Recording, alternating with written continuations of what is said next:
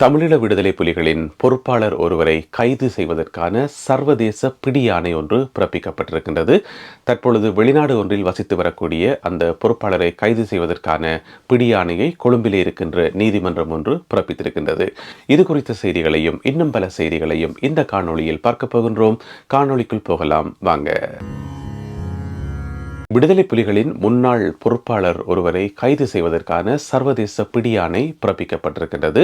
தற்பொழுது வெளிநாடு ஒன்றில் வசித்து வரக்கூடிய அந்த பொறுப்பாளரை கைது செய்வதற்கான உத்தரவை நேற்று கொழும்பிலே இருக்கின்ற நீதிமன்றம் ஒன்று பிறப்பித்திருக்கின்றது. அது சர்வதேச போலீசாரின் ஊடாக ரெட் நோட்டீஸ் என்று சொல்லப்படக்கூடிய சிவப்பு எச்சரிக்கையுடன் கூடிய அந்த கைது பிடியாணை பிறப்பிக்கப்பட்டிருக்கின்றது. எதற்காக அவரை கைது செய்வதற்கான நடவடிக்கை எடுக்கப்படுகிறது என்றால், அவருடைய பேர் ராமன் சின்னப்பா என்று சொல்லப்படுது. அவருடைய இயக்க பேர் என்னென்று தெரியல.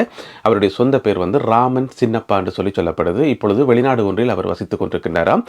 இயக்கத்தினுடைய நிர்வாக சேவையிலே ஒரு பொறுப்பாளராக இருந்திருக்கின்றார் கிளிநொச்சி மாவட்டத்திலே. அதாவது 2003 ஆண்டு ஏப்ரல் மாதம் 28ஆம் தேதி ஒரு கம்பெனி ஒன்று ரெஜிஸ்டர் பண்ணப்படுதாம். ஒரு தனியார் நிறுவனம் ஒன்று ரெஜிஸ்டர் பண்ணப்படுதாம். அந்த கம்பெனியினுடைய பேர் ரோட் என்ஜினியரிங் என்ற பேரில் அந்த கம்பெனி பதிவு செய்யப்பட்ட அந்த முகவரியை பார்த்தீங்கன்னு சொன்னால், மொட்டைக்கடை நானாட்டான் மன்னார் நானாட்டான் மொட்டைக்கடை என்ற முகவரியில் அந்த பிரைவேட் கம்பெனி பதிவு செய்யப்படுது. அந்த பிரைவேட் கம்பெனியால் காசு சேர்க்கப்பட்டு அந்த காசு எல்லாமே இயக்கத்துக்கு தான் கொடுக்கப்பட்டது என்று சொல்லப்படுது. இதுதான் இவர் மேலே வைக்கப்பட்டிருக்கின்ற குற்றச்சாட்டு. எனவே ஒரு பிரைவேட் கம்பெனி ஒன்றை நிறுவி அதிலே 40 மில்லியன் ரூபாய் பணம் சேகரித்து அதை இயக்கத்துக்கு வழங்கினார் என்பதுதான் இவர் மேலே வைக்கப்பட்டிருக்கின்ற குற்றச்சாட்டு. இந்த சம்பவம் நடந்தது 2003ஆம் ஆண்டு. அதே வேளையில் 2009ஆம் ஆண்டு ஜூன் மாதம் 1ஆம் தேதி இவர் இராணுவ கட்டுப்பாட்டு பகுதிக்குள் வந்தார் என்றும், அதன் பின்னர் அங்கிருந்து தப்பி வெளிநாட்டுக்கு தப்பி போய்விட்டார் என்று சொல்லியும் நீதிமன்றத்தில் சொல்லப்பட்டிருக்குது. எனவே அவரை கைது செய்வதற்கான சர்வதேச பிடியாணை பிறப்பிக்கப்பட்டிருக்கின்றது. சர்வதேச போலீசாருடைய உதவியுடன். அவருடைய பேர் ராமன் சின்னப்பா என்று சொல்லப்படுது. வெளிநாட்டில் வசிக்கின்ற யூடியூபர் ஒருவர் மீது வழக்கு தொடுக்கப்பட்டிருக்கின்றது இலங்கையிலே இருக்கின்ற நீதிமன்றத்தில். இந்த வழக்கு தொடுத்ததார் என்று பார்த்தீங்கன்னு சொன்னால், இலங்கை இராணுவத்தினுடைய தளபதி பிகும் லியனகே. ஏனென்று சொன்னால், அவர் மீது அவதூறு பரப்பினார் என்று சொல்லியும் பொய்யான செய்திகளை வெளியிட்டார் என்று சொல்லியும் இந்த வெளிநாட்டில் வசிக்கின்ற இந்த யூடியூபர் மீது இந்த வழக்கு தொடுக்கப்பட்டிருக்கின்றது. இந்த யூடியூபர் மீது மட்டுமில்லாமல் அமெரிக்காவிலே இருக்கின்ற 2 முக்கியமான கம்பெனிகள் மீதும் அந்த வழக்கு தொடுக்கப்பட்டிருக்கின்றது. அந்த கம்பெனிகள் எதென்று பார்த்தீங்கன்னு சொன்னால், ஒன்று கூகுள், மற்றது யூடியூப். உங்களுக்கு தெரியும், யூடியூப் கூகுளினுடைய ஒரு நிறுவனம் தான். எனவே இவர் வழக்கு தொடுத்திருக்கின்றார் கூகுள் மீதும் யூடியூப் மீதும், அந்த குறிப்பிட்ட யூடியூபர் மீதும். அந்த குறிப்பிட்ட யூடியூபர் எந்த நாட்டில் வசிக்கிறார் என்று சொல்லி தெளிவாக சொல்லப்படையில. அவர் அமெரிக்காவில் வசிக்கின்றாரா அல்லது வேறு நாட்டில் வசிக்கிறாரா என்று சொல்லி தெளிவாக சொல்லப்படையில. இருந்தாலும் அவர் வெளிநாடு ஒன்றில் வசிக்கிறார் என்று சொல்லப்படுது. அவர் இராணுவ தளபதி மீது அவதூறு பரப்பினார் என்பது அவர் மீது வைக்கப்பட்டிருக்கின்ற குற்றச்சாட்டு. அந்த யூடியூபருடைய பேர் பார்த்தீங்கன்னு சொன்னா துஷார ரணவக்க என்றது. நான் துஷார ரணவக்க என்று சொல்லி யூடியூப்ல தேடி பார்த்தேன். அப்படி ஒரு யூடியூப் சேனல் இருக்கிற மாதிரி தெரியல. ஒருவேளை வேறு ஒரு பேர்ல வச்சு அந்த சேனலை நடத்தி இருக்கலாம். எனவே அவர் மீது வழக்கு தொடுக்கப்பட்டிருக்கின்றது. எனக்கு தெரிஞ்சு அந்த யூடியூபர் ஏதாவது உண்மைகளை போட்டு உடைச்சிருப்பார் போல நடக்குது. அதனாலதான் அவர் மேல வழக்கு பாஞ்சிருக்கு.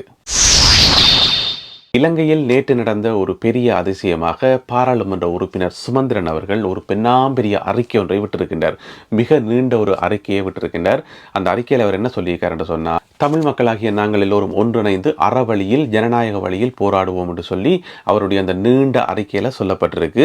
எதுக்காக இந்த அறிக்கை இப்போ வந்திருக்குன்னு சொன்னால், இந்த மாதம் 18ஆம் தேதி வருகின்ற முள்ளிவாய்க்கால் நினைவு நாளை முன்னிட்டு இந்த அறிக்கையை அவர் விட்டிருக்கின்றார். முள்ளிவாய்க்கால் நினைவு நாளுக்கெல்லாம் சுமந்திரன் அறிக்கை விடுவாரான்னு சொல்லி உங்களுக்கெல்லாம் பயங்கர ஆச்சரியமா இருக்கும். எனக்கும் அதே ஆச்சரியம் தான். என்னென்று இந்த மாதிரியான நிகழ்வுக்கெல்லாம் ஒரு அறிக்கை விடுறார் என்று சொல்லி. ஏற்கனவே மாவீரர் நாள் வந்தாலும் சரி, அல்லது வேறு முக்கியமான தினங்கள், தமிழ் தேசியத்துடன் சம்பந்தப்பட்ட நினைவு நாட்கள் வந்தாலும் சரி, எந்த ஒரு அறிக்கையும் விடாத சுமந்திரன் அவர்கள் இப்போ அறிக்கை விட்டிருக்கின்றார். அவர் அறவழியில போராட்டம் நடத்த போறாரா, மக்கள் எல்லாரையும் திரட்டி எல்லாருக்கும் அறைகூவல் விடுத்திருக்கிறார். எனவே திரு சுமந்திரன் அவர்களுக்கு ஒரு சில விஷயங்களை நாங்கள் ஞாபகப்படுத்தலாம். இதுக்கு முதலும் நிறைய அறவழி போராட்டங்கள் எல்லாம் நடந்துட்டு இருந்தது. உதாரணமாக இந்த பிப்ரவரி மாதம் 4ஆம் தேதி கிளிநொச்சியில கருப்பு தினமாக அனுஷ்டிக்கப்பட்டு பல்கலைக்கழக மாணவர்கள், பாராளுமன்ற உறுப்பினர் ஸ்ரீதரன் அவர்கள் மற்றும் பொதுமக்கள் எல்லாரும் கலந்து கொண்டு அறவழியில தான் போராட்டம் நடத்தினவே, தங்களுடைய எதிர்ப்பை காட்டினவே. ஏன்னு சொன்னால், ஸ்ரீலங்காவினுடைய சுதந்திர தினம் என்றது எங்களுக்கு கரிநாள் என்று சொல்லி அந்த அறவழி போராட்டத்தை நடத்தினது. அந்த அறவழி போராட்டத்தில் நிறைய தள்ளு முள்ளுகள், இழுபறிகள், போலீசார் தள்ளி விழுத்தினது, ஸ்ரீதரன் எம்பியை தள்ளி விழுத்தினது, மாணவர்களை கைது செய்தது என்று சொல்லி நிறைய அசம்பாவிதங்கள் எல்லாம் நடந்தது. அந்த போராட்டத்தில் உங்களுடைய முகத்தை காணலையே. அதுவும் அறவழி போராட்டம் போராட்டம் தானே, அது ஒன்றும் ஆயுத போராட்டம் இல்லையே.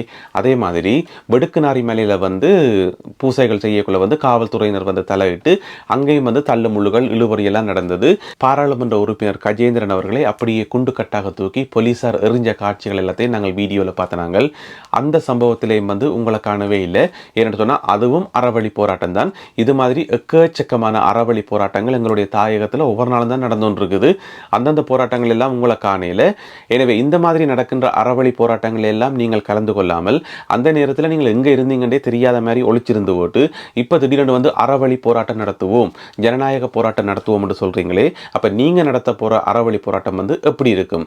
இந்த அறவழி போராட்டத்தை விட வித்தியாசமாக இருக்குமா?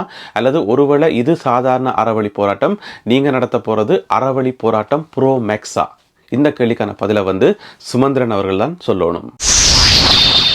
இலங்கை அரசாங்கம் ஒரு முக்கிய தேவைக்காக 1000 கோடி ரூபாவை ஒதுக்கி இருக்கிறது. அது என்ன முக்கிய தேவை என்று சொன்னால், இப்போ வர இருக்கிற ஜனாதிபதி தேர்தல். உங்களுக்கு தெரியும், இலங்கையில் ஜனாதிபதி தேர்தலை நடத்துவதற்கான ஏற்பாடுகள் வந்து தீவிரமாக நடந்து கொண்டிருக்கிறது. செப்டம்பர் மாத நடுப்பகுதிக்கும் அக்டோபர் மாத நடுப்பகுதிக்கும் இடையில வந்து ஜனாதிபதி தேர்தல் நடத்தப்படும் என்று சொல்லப்படுது. இந்த முறை வந்து தேர்தலில் வாக்களிக்கிறதுக்கு வந்து 1,70,00,000 பேர் வந்து தகுதி பெற்றிருக்கிறார்களாம். 1,70,00,000 வாக்காளர்கள் வந்து தகுதி பெற்றிருக்கிறார்கள் ஜனாதிபதி தேர்தலில் வாக்களிக்கிறதுக்கு. இதில் வந்து 10 லட்சம் வாக்காளர்கள் வந்து புதிய வாக்காளர்களாம். அவர்களுக்கு வந்து இப்போதான் 18-19 வயசு ஆகுது. அந்த வயதிலேயே இப்பொழுதுதான் அவர்கள் கடந்திருக்கிறார்கள். எல்லோருமே வந்து புதிய வாக்காளர்கள். 10 லட்சம் வாக்காளர்கள் புதிய வாக்காளர்கள். இந்த தேர்தலை நடத்துவதற்காக இலங்கை அரசாங்கம் 1000 கோடி ரூபாவை ஒதுக்கியிருப்பதாக ஜனாதிபதி ரணில் விக்ரமசிங்க சொல்லியிருக்கின்றார். அதே வேளையில் தேர்தல் ஆணையாளர் நாயகம் இன்னும் ஒரு அதிர்ச்சிகரமான செய்தி ஒன்றை சொல்லியிருக்கின்றார். அதை அடுத்த செய்தியில் பார்ப்போம். இலங்கை தேர்தல் திணைக்களத்தில் வந்து மொத்தம் 500 கம்ப்யூட்டர் இருக்காம். அந்த 500 கம்ப்யூட்டரில் வந்து 250 கம்ப்யூட்டர் வந்து வேலை செய்யாமல் பழுதாக போச்சாம். அப்போ நாங்கள் எப்படி தேர்தலை நடத்துறது, எப்படி நாங்கள் புள்ளி விவரங்கள் எல்லாத்தையும் சரியாக போடுறது, எப்படி நாங்கள் பிளவிடாமல் தேர்தல் வாக்குகள் எல்லாத்தையும் வென்று சொல்லி தேர்தல் ஆணையாளர் நாயகம் கேட்டிருக்கின்றார். அந்த வேலை செய்யக்கூடிய 250 கம்ப்யூட்டரும் ஒழுங்காக வேலை செய்தான்னு கேட்டால் அதுவும் இல்லையாம். எல்லாமே வந்து பழைய பரண கம்ப்யூட்டராம். அதில் வந்து லேட்டஸ்ட் சாஃப்ட்வேர்ஸ் எதுவுமே வந்து அப்டேட் பண்ணப்படையிலையாம். எல்லாமே வந்து பழசாக தான் இருக்குன்னு சொல்லி தேர்தல் ஆணையாளர் நாயகம் கவலையோடு தெரிவிச்சிருக்கிறார். எனவே ரணில் விக்ரமசிங்க ஏற்கனவே 1000 கோடி ரூபாய் ஒதுக்கி இருக்கிறார். முதல்ல வந்து அந்த 1000 கோடி ரூபாயில் வந்து இந்த கம்ப்யூட்டரை வாங்கி கொடுக்கட்டும். அப்படி இல்லை என்று சொன்னால் தேர்தல் முடிவுகள், தேர்தலில் வந்த வாக்குகள் எல்லாமே வந்து தலகலா வரதுக்கான வாய்ப்புகள் இருக்குது. ஒருவேளை வேணுமென்று தான் அந்த கம்ப்யூட்டர்ஸ் எல்லாத்தையும் திருத்தாம பழசாவே வச்சிருக்கிறோமோ யாருக்கு தெரியும். தேர்தல் செலவுக்காக 1000 கோடி ரூபாய் ஒதுக்கின ஜனாதிபதி ரணில் விக்ரமசிங்க இன்னும் ஒரு தேவைக்காக 100 கோடி ரூபாய் ஒதுக்க போறாராம் அடுத்த வருஷம். இப்ப இல்ல, அடுத்த வருஷம். அது என்ன தேவை என்று சொன்னா, புத்த பகவானுடைய போதனைகளுக்கும் ஆர்டிஃபிஷியல் இன்டெலிஜென்ஸ் என்று சொல்லப்படக்கூடிய செயற்கை நுண்ணறிவுக்கும் இடையில ஏதாவது தொடர்புகள் இருக்கான்னு சொல்லி ஆராய்ச்சி செய்யறதுக்காக 100 கோடி ரூபாய் ஒதுக்குறாராம் என்று சொல்லி செய்தி வந்திருக்குது. வார வருஷம் ஒதுக்க போறாராம் என்று சொல்லி இந்த செய்தியை கேட்டு நானும் திரும்ப 10 தினம் இந்த செய்தியை வாய்ச்சி பார்த்தேன். எனக்கு புரியவே இல்லை. ஏன்னு சொன்னா, செயற்கை நுண்ணறிவுக்கும் புத்த பகவானுடைய போதனைகளுக்கும் இடையில ஏதாவது தொடர்புகள் இருக்கான்னு சொல்லி ஆராய போயினமாம். இந்த செயற்கை நுண்ணறிவுன்றது புத்த பகவானுடைய போதனைகளுடைய அடிப்படையில் தான் உருவாக்கப்பட்டிருக்கா அல்லது வேறொரு மதத்தினுடைய போதனைகளினுடைய அடிப்படையில் உருவாக்கப்பட்டிருக்கான்னு சொல்லி இந்த ஆராய்ச்சியை நடத்த போயினமாம். அதுக்கு வந்து 100 கோடி ரூபாய் ஒதுக்கப்பட்டிருக்காம். எனக்கண்டா இந்த செய்தியினுடைய அடியும் புரியல, நுனியும் புரியல. ஏன்னு சொன்னா, புத்த பகவானுடைய போதனைகள் வந்து மிகவும் அற்புதமானவை. அது சாதாரண மனிதர்களுடைய வாழ்க்கைக்கு மிகவும் முக்கியமானவை. புத்த பகவானுடைய போதனைகளை ஒருவர் பின்பற்றி நடந்தாலே இந்த உலகம் மிகவும் அமைதியாக இருக்கும். ஆனால் இலங்கையில வந்து புத்த பகவானுடைய போதனைகளை யாராவது பின்பற்றுகிறார்களா? மிக முக்கியமாக இந்த அரசியல் தலைவர்கள், புத்த பகவானை வழிபடக்கூடிய பெரிய பெரிய ஆட்கள் எல்லாருமே வந்து புத்த பகவானுடைய போதனைகளை முதலில் பின்பற்றுகிறார்களா என்றதே மிகப்பெரிய ஒரு கேள்வி, ஒரு $1 மில்லியன் கேள்வி.